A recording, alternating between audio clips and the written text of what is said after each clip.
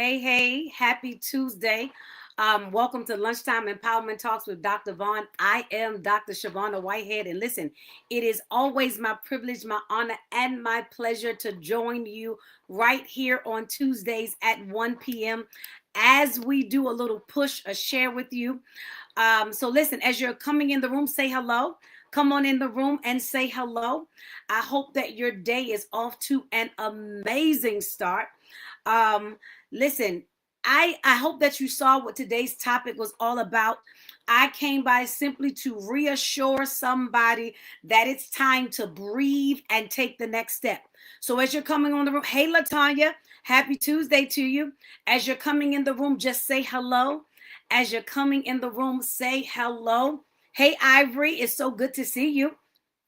It is so good to see you because guess what?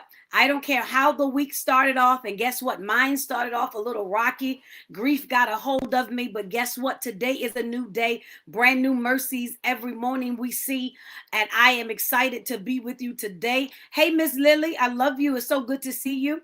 And so we came to share. We came to encourage you with a simple statement, and I know it sounds simple. Breathe and take the next step. I know that sounds simple and it sounds a little elementary to just tell you to breathe and take the next step. It sounds like something that should be so easy. But the truth of the matter is, breathing and taking the next steps can be really challenging for many of us. But this is not the season to second guess yourself. This is not the season to shrink. This is not the season to drag your feet. Come on, somebody put in the comment section, this is my season to take the step. This is my season to take the step. This is my season. Hey, Nella, how are you? This is my season to take the step. You've been standing where you are long enough. You have been standing where you are long enough. I'm going to say it again. You've been standing where you are long enough. Because there comes a moment where thinking turns into procrastination. Where praying becomes hiding. There comes a moment where asking for another sign become excuses for obeying what God already said. And I believe that many of us are standing right at that kind of moment right now. We know what God said. We feel the nudge. We saw the opportunity. Something in us knows that it's time. But every time that we're trying to move, our minds start asking us questions. What if it doesn't work? What if I can't do it? What if I heard God wrong? What if I fail again? What if nobody supports me? What if I'm not ready? What if I don't have enough? And suddenly, instead of moving, we start analyzing, we start questioning, we start second guessing, we start shrinking, we start dragging our feet. Not because we don't have faith. Hear me clearly. But because you remember what happened the last time. You remember the disappointment. You remember investing and not seeing the return. You remember believing and watching it falling apart. You remember stepping out and having to come back. And now yesterday's disappointment is trying to negotiate today's obedience. I'm going to say it again. Now, yesterday's disappointment is causing you to negotiate today's obedience. But hear me, just because it didn't work then does not dictate what God is speaking now. Because sometimes the right word in the wrong season is why it didn't work. Sometimes the vision was right, but the timing was wrong. Sometimes God will show you something before he releases you into it, but the revelation often comes before manifestation. I'm trying to help somebody. Ecclesiastes 1 reminds us, to everything there is a time and a season. So maybe the problem wasn't the vision. Can I help you? Maybe the problem wasn't your capacity. Maybe the problem was not that you missed God. It was simply the wrong timing. Some of us simply moved out of timing, and we need to own the fact that we moved out of timing. It did not work the last season because we moved out of timing. It was not because God didn't say it. We moved out of timing. But what happens when that thing wasn't timed then, but now God is telling you to do it now? You have to be careful that an old disappointment doesn't make you miss a new door. Can I say it again? You have to be careful not to allow the old disappointment to cause you to miss a new door. I'm going to say it one more time. You have to be careful not to allow an old disappointment to cause you to miss a new door. So take a moment and breathe. Breathe in and breathe out. Take a moment and breathe. Because this time you are not moving because you're desperate. You're not moving because you're trying to prove something. You're moving because God said move. So somebody put in the comment section, so now I'm moving with him. Now I'm moving with him. Now I am moving with him. So here's the first thing. Here's your first nugget. Don't let the last time talk you out of this time. Oh God. Don't let the last time talk you out of this time. Don't let the last time talk you out of this time. Your history can inform you without imprisoning you. I'm going to say it again. Your history can inform you without imprisoning you. Come on. Isaiah 43, 18 and 19 says, remember ye not the former things, neither consider the things of old. Behold, I do a new thing. Because there is something powerful about God saying new to people who have memories of old. Oh, I'm trying to help somebody. Because new opportunities don't erase old disappointments. You can receive a new opportunity while remembering an old failure.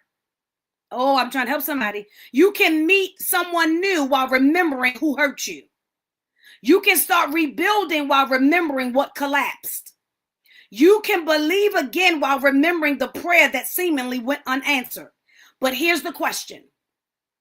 Here's the question. Which voice gets authority over your next move? I'm going to say it again. Which voice gets authority over your next move? Your memory or God's instructions? I'm going to ask you again. Which voice gets authority over your next move? Your memory or God's instructions? Oh, God have mercy. Because your last experience cannot become the prophecy for your next, your last experience cannot become the prophecy for your next experience. Oh, I'm trying to help somebody. Oh, somebody need to put in the comment section, the voice of my last experience won't dictate my new. The voice of my last experience will not dictate my new. The voice of my last experience will not dictate my new. Why? Because I've learned, I've matured, I've healed, I've grown. My discernment is sharpened. My capacity has increased, and the season has changed. So you have to stop looking at the new door through the lens of old disappointment. You have to stop looking at the new door through the lens of old disappointment. So sometimes you have to step back and ask yourself, am I responding to what God is doing now or reacting to what happened before? Because those are two different things. You can be standing in a new season with an old reaction. My Savior God, I'm trying to help somebody. You can be standing in a new season with an old reaction. But God says, behold, which means look again. I dare somebody put in the comment section, it's time for me to look again. It's time for me to change my lens and look again. Somebody put in the comment section, it's time for me to change my lens and look again. People always say to me, every time I see you got a new pair of glasses, because sometimes I got to change my lens. You got to change your lens and look again. Something has changed. Here's number 2. You got to move with God even when you don't have the blueprint. You have to move with God even when you don't have the blueprint. Dr. Vaughn, are you serious? Yes, because clarity often meets you in motion. Clarity often meets you in motion. Clarity often meets you in motion. Come on here. Genesis 12:1. Y'all know the Bible. When God tells Abram, get thee out of thy country unto a land I will show you. Abram didn't even know where he was going. God just told him to get out of your country and go. Notice what God didn't give Abraham. He didn't give Abraham an address. He didn't give him a map. He didn't give him an itinerary. He didn't give him a 5-year strategy. I can't hear nobody. God essentially said, start moving and I will show you where you're going. Now, that makes many of us uncomfortable because we want God to explain what he's asking us to obey. We say, Lord, give me confirmation. God says, move. Lord, show me how it's going to work. God says, move. Lord, who's going with me? God says, move. Lord, where's the money coming from? God says, move. Lord, what happened? What's going to happen after I get there? God says, move. Faith is not having every answer before you take the first step. Faith is trusting the one who is giving the instructions enough to move without having all of the information. But here's the thing. Some details are intentionally withheld because if God showed you everything required, you might talk yourself out of going. Y'all thought I wasn't going to tell you the truth. The truth of the matter is some details are withheld because some of y'all would talk yourselves out of starting if you knew the whole story. Some of y'all would talk yourselves out of going if you knew the whole journey. Sometimes God gives you enough light for the first step. But tell somebody it's time for me to take the step. Because when your foot lands, there will be light for the next step. And here's the thing. You do not need to know the entire blueprint to obey the instruction. Oh, God, I'm trying to help somebody. Stop demanding chapter 10's information when God is asking you to complete chapter 3. We always want to know so much, but we can't even handle the season we're in. We want to know what's going to happen 5 years down the line, but we can't even handle the season that we're in. But here's number 3. Stop waiting for people to validate what God already authorized. Can I tell you again? Stop waiting for people to validate what God already authorized. Stop waiting, I'm going to say it again, for people to validate what God has already authorized. Everybody doesn't understand your move. They're not going to. They're not supposed to. They got their own moves. One of the biggest reasons people delay obedience is because they're waiting for somebody else to agree. You tell somebody what you're thinking, they don't get excited, so now you're questioning whether or not you heard God. I'm trying to help somebody. You tell somebody what God showed you, and because they don't see it, now you're wondering if you saw correctly. But sometimes they can't validate where you're going because God didn't show it to them. Oh, God. Their inability to see it does not mean God didn't say it. Can I say it again? Their inability to see or hear what God is doing for you does not mean that God did not show it to you. Does not mean that God did not reveal it to you. And if you keep basing your ability to do what God said based on whether or not somebody else heard it, you're going to miss God. Stop submitting divine instruction to human opinion. Stop submitting divine instruction to human opinion. There will be seasons where God intentionally separates your confidence from people's applause. Tell somebody it's time for me to clap for myself. Somebody put that in the comment section. It's time for me to clap for myself. It's time for me to clap for myself.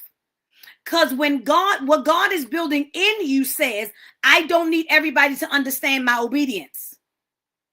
I don't need everybody to understand my obedience because you don't need a committee.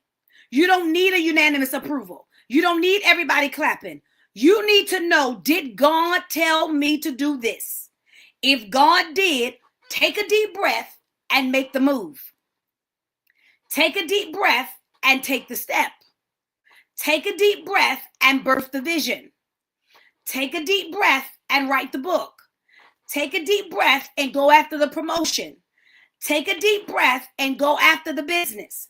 Take a deep breath and take the step. Sometimes you have to clap for yourself because the birthing room can only house who is authorized and who has the right credentials to be in the birthing room. Everybody's not going to be in the birthing room. So some people may not understand what's going on behind the door. Okay, here's number 4. Somebody put in the comment section, I'm going to eliminate all excuses. Here, I'm about to eliminate everybody's excuse. Somebody put in the comment section, it's time for me to do it scared. Because I'm about to wipe out everybody's excuse. Somebody put in the comment section, it's time for me to do it scared. It's time for me to do it scared. It's time for me to do it scared. I'm about to wipe out everybody's excuse. It's time for me to do it scared. Courage is a movement in the presence of fear. Courage is the movement in the presence of fear. We have sometimes made the mistake of thinking faith means we don't fear. That's inaccurate. But courage isn't always the absence of fear. Sometimes courage sounds like I'm nervous, but I'm going. I'm uncertain, but I'm going. I've never done this before, but I'm going. My hands are shaking, but I'm going. My voice is trembling, but I'm going. I don't know what's going to happen next, but I'm taking the steps. You don't have to wait until fear disappears to obey God and take the step. Because the truth of the matter is sometimes fear leaves only after movement begins. Oh, I'm trying to help somebody. Sometimes fear only leaves after the movement begins. Oh, I'm trying to help you. So breathe. Not because you figured everything out. Breathe because God is already there. Breathe because you don't have to manufacture the outcome. Breathe because your responsibility is obedience, not manifestation. Can I say it again? Breathe because your responsibility is obedience, not manifestation. Oh God, the outcome belongs to God. The outcome belongs to God. The outcome belongs to God. It's only my responsibility to obey God. And some of us are wearing ourselves thin because we're trying to manufacture the outcome instead of realizing that our only responsibility is to obey God. Somebody put in the comment section, I just need to obey God. I just need to obey God. God never asked me to figure out the end result. God asked me to obey him with the step. Obey him with the instructions. It's only my responsibility to obey God. But see, we're trying to because we want to look good to man. We want to look good to people. We want to look like we got it all together. We want to look like we got this large following. We want to look like we can manifest things by the drop of a dime. We want to look like we have all of this money. We want to look like we're dropping things left and right. And so we want to manufacture the outcome instead of just obeying God with the step. Here's the last one. God is prepared for my arrival. Somebody put that in the comment section. God is prepared for my arrival. Somebody just put it in the comment section. God is prepared for my arrival. God is prepared for my arrival. Come on, put it in the comment section. God is prepared for my arrival. What do you mean, Dr. Vaughn? What you're walking toward God has already been touched by God. Joshua 3 gives us a powerful picture. Israel is standing before the Jordan.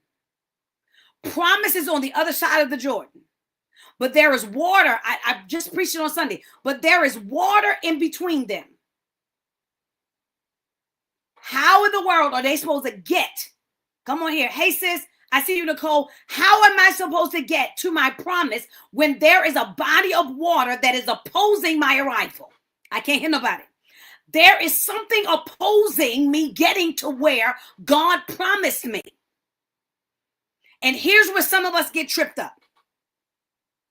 we allow the water to consume our mind from the word God already spoke. So my question is, do you believe in the God or do you believe in the God of the water? Because some of us are so intimidated that we see the water, but we don't understand that the God who told me he will get me on the other side of the water controls the water too.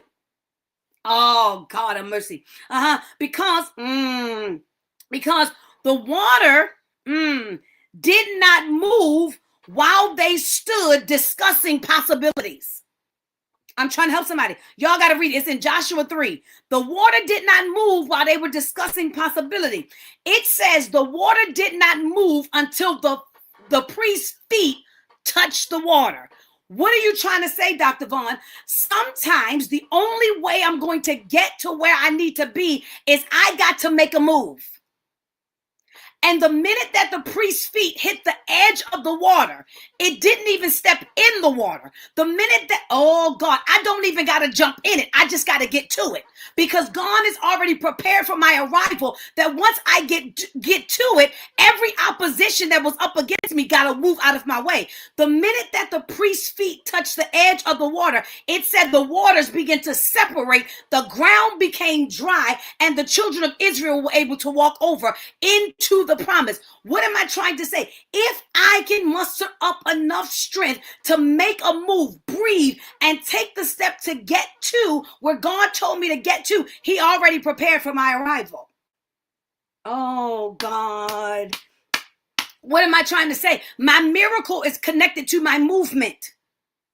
They had to step toward the impossible in order to get the impossible. Oh, God Almighty. Oh, God. Oh, God, help me here. Because God is saying, put your foot in it. Put your foot in it. We always say everywhere the soles of our foot shall tread. Sometimes, Nicole, I don't even have to tread on it. I just got to put my foot in it.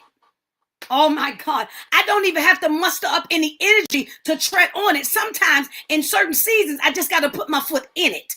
All I got to do is allow my foot to touch it, and my DNA touches what belongs to me. And God, because he's already prepared for my arrival, my DNA lets them know I just got here. Oh, I'm trying to tell you, my DNA let them know I just arrived. Because you have to realize, because God is already prepared for my arrival, the minute I show up on the scene, the provision is not surprised by my arrival. The opportunity is not surprised by my arrival. The connection is not surprised by my arrival. The miracle is not surprised by my arrival. They were already waiting for me to show up. Somebody put in the comment section, all I got to do is show up. Oh, God. Tell somebody, all I got to do is show up. All I got to do is show up. Deuteronomy 31:8 says, and the Lord, he is the one that goes before me, which means God already went before me to prepare everything I needed. All I have to do is show up. But here's the problem.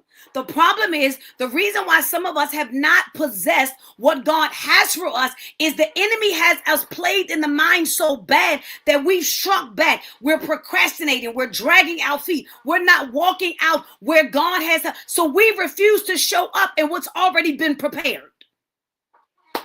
Oh, God. Oh, God. What? Oh, Jesus. Oh, God. Because here's the thing. Before there was a thing, God had already manifested the thing. Help me, God. I said before there was the thing, God had already manifested the thing. When God gave me the instruction, he had already manifested it on the other side before I even started walking toward it. So here it is. I want to speak to the person who's been standing on the edge. You've been praying, you've processed, you've healed, you've learned, you've planned as much as you could. You've asked enough people, you've replayed possibilities, you considered what happened the last time. And now I came to tell you it's time to move. Somebody put in the comment section, it's time to start walking. Come on here. It's time to start walking. It's time. Isaiah says, behold, I do a new thing. Now it was. Spring forth. It's time for you to start walking. Come on here. It's time for you to start walking, because there is a word hiding in the scripture that somebody he needs to hear today. Somebody say now. When am I supposed to do it? Put in the comment section now. It's a powerful 3-letter word. Put in the comment section now.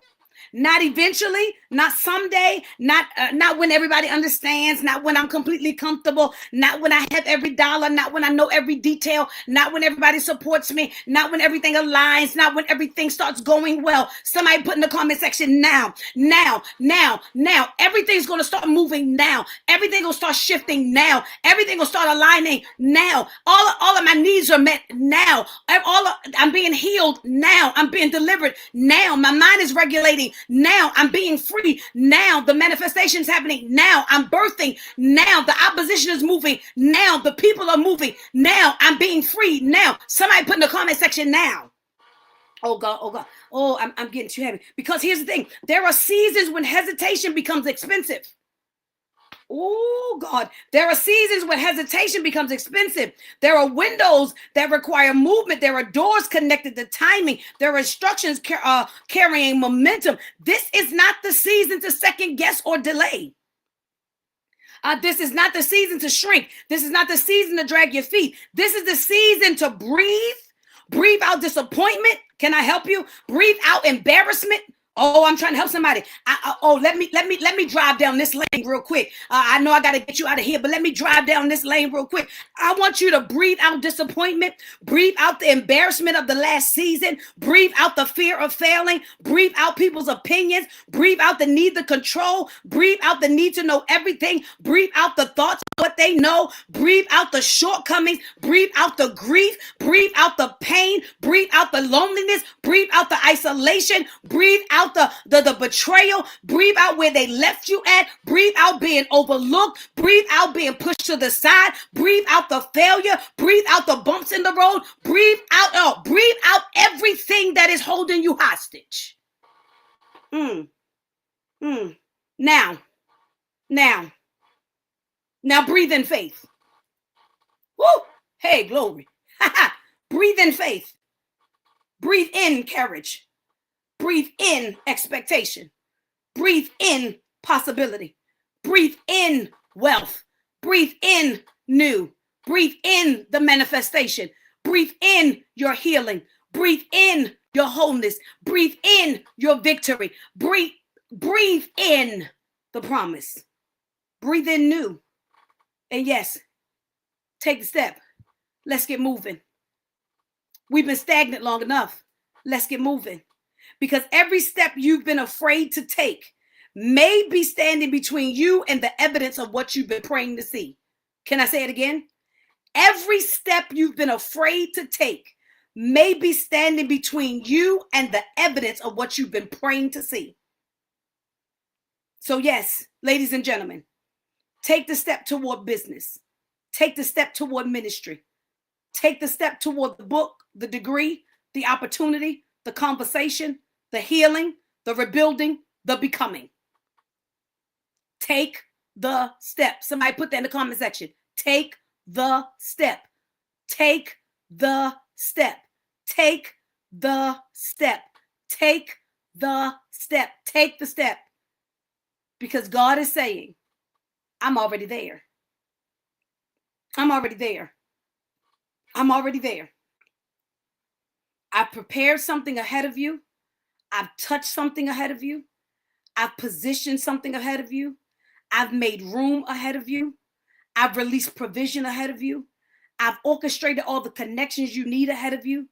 And what didn't work then doesn't get to determine what I'm doing now. The timing is different. You're different. Your capacity is different. I'm trying to encourage somebody. Your discernment is different. Your faith is different. Your boundaries are different. Your wisdom is different. Your posture is different. And so you're not walking into this next season as the same person you were in the last one. So breathe. Take the step, because God is preparing your arrival. He's already prepared your arrival. And when you get there, don't be surprised when you discover The door was already open. The table was already set. The room was already prepared. The provision was already waiting. The connection was already positioned. Because while you were trying to figure out whether you should go, God had already gone before you. So I challenge you, as we prepare to get off of here, this week, make the call, send the email, submit the application, schedule the meeting, start the plan, write the first page of the book, launch the idea, have the conversation, say yes, say no, walk away, begin again.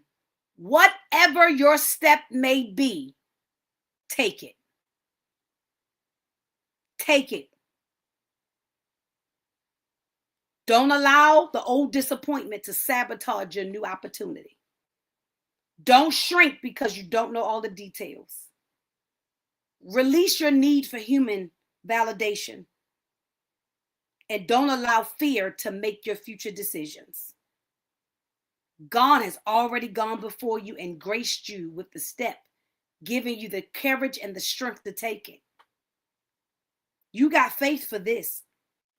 God has already prepared your arrival. Believe, move, obey, and take the step.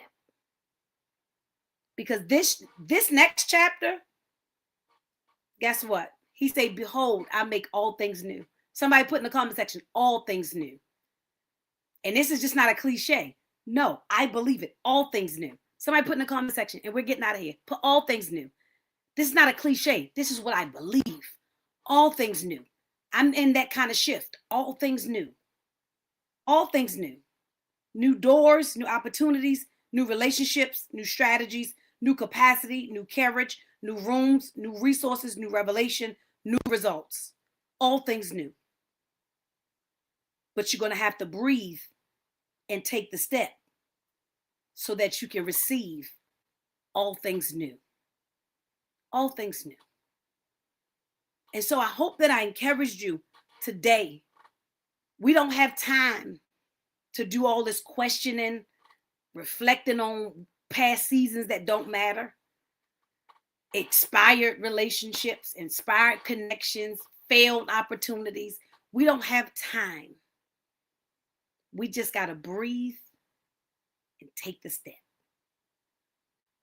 God is already prepared for your arrival. The question is, will you move and meet him where he told you to go? So this is my hope and my prayer, that you receive something today to strengthen you, to encourage you, to push you. If you haven't already done so, like and share this. Somebody else may need this. But we got stuff to achieve. We can't miss another season. I refuse to miss another season. All things new. And I don't want to miss nothing. I don't want to miss anything. I created a shirt for my church that says we got show up kind of favor. And I believe I share the same thing with you. We got show up kind of favor. What does that mean?